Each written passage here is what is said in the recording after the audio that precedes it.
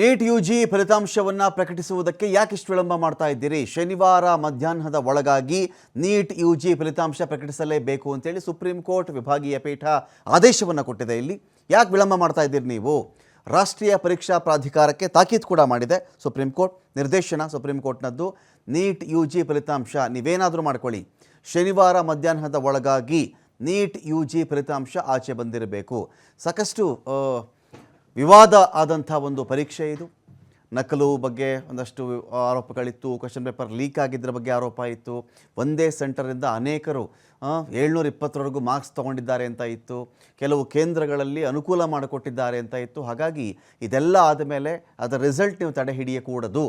ಶನಿವಾರ ಮಧ್ಯಾಹ್ನದೊಳಗಾಗಿ ಆ ರಿಸಲ್ಟ್ ಬರಬೇಕು ಅಂಥೇಳಿ NTA ಸುಪ್ರೀಂ ಕೋರ್ಟ್ ನಿರ್ದೇಶನವನ್ನು ಕೊಟ್ಟಿದೆ.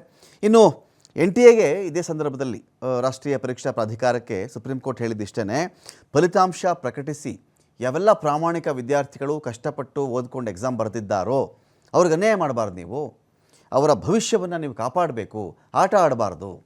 ಅವರ ಭವಿಷ್ಯದೊಂದಿಗೆ ನೀವು ಆಟ ಆಡಕೂಡದು ಅಂಥೇಳಿ NTA ಒಂದು ಸ್ಟ್ರಿಕ್ಟ್ ಡೈರೆಕ್ಷನ್ ಬಂದಿದೆ ಸುಪ್ರೀಂ ಕೋರ್ಟ್ನ ಕಡೆಯಿಂದ.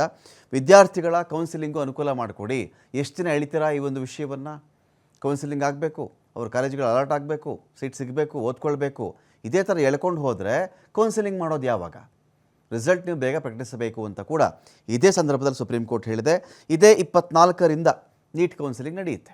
ಇದೇ ತಿಂಗಳ 24ನೇ ತಾರೀಕಿನಿಂದ ನೀಟ್ ಕೌನ್ಸಿಲಿಂಗ್ ಇರುತ್ತೆ.